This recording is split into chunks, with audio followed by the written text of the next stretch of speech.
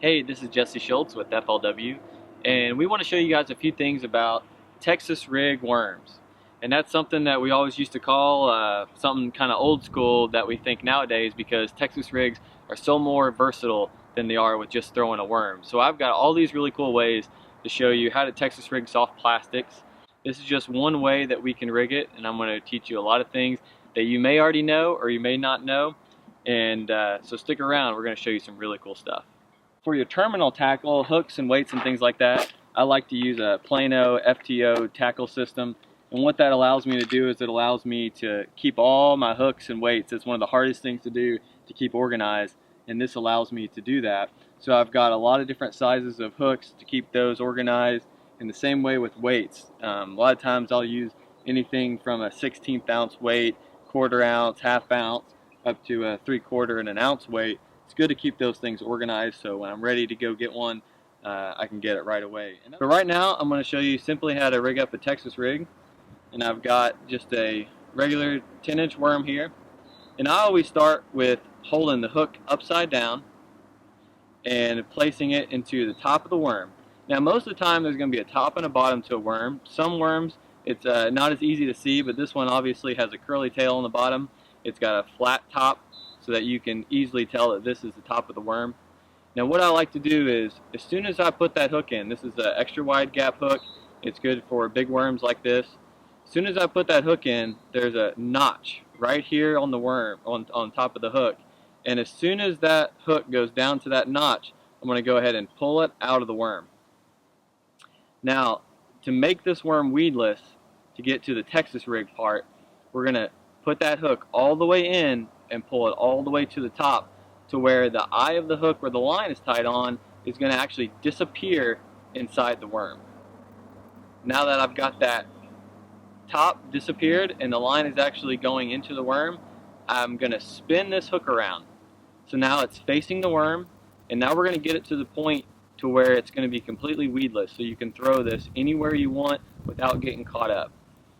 You're going to line it up to where the hook point, you know where the hook point is going to end up, so you're going to have to bend the worm a little to give yourself a little slack so that you don't end up with a crooked or a bent shaped plastic. Once you've got the hook all the way in, you're going to do what's called Tex pose, and that is just putting the tip of that hook back into the worm. And now we're set up with a straight worm, Texas rigged. It's got the bullet weight on top, and this thing is completely weedless. So you're not going to be able to get caught up on any grass or wood or rock, and you're ready to roll. The next tactic we're going to talk about is finesse Texas rigging.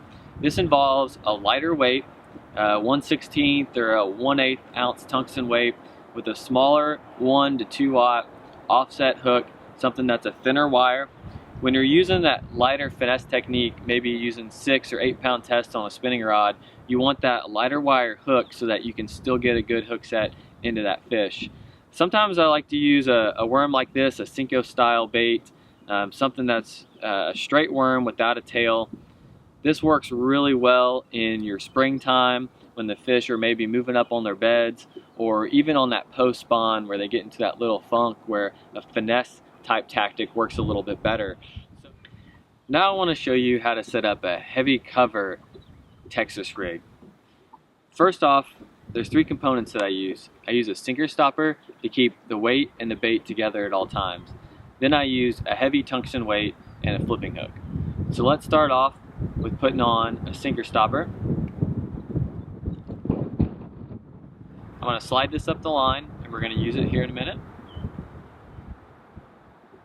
I like to use a heavy tungsten weight, a half ounce, 3/4, or 1 ounce weight.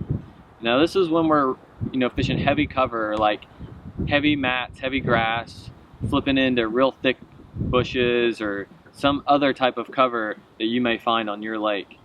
And then next we'll use a straight shank flipping hook. No matter if I'm using monofilament, fluorocarbon, or braid, I like to use some type of snell knot when I'm fishing in heavy cover, especially on a straight shank hook that allows that hook to actually have better hookup ratio when you're getting those fish out of cover. And any snell knot will work pretty well. You can refer back to our Fishing 101 videos if you need to learn how to tie a snell knot. But it's fairly simple and easy to use, and definitely something that I would always tie when I'm fishing heavy cover. Always cut off your tag end. And now we've got a heavy cover Texas rig. Cinch down on your sinker stopper and put everything together. Thanks for checking out our tips and tricks on Texas rigging. I hope that you've learned something. Please check back to flwoutdoors.com for more information, and check out our Fishing 101 videos on information about the knots and the rods and the reels that we use today.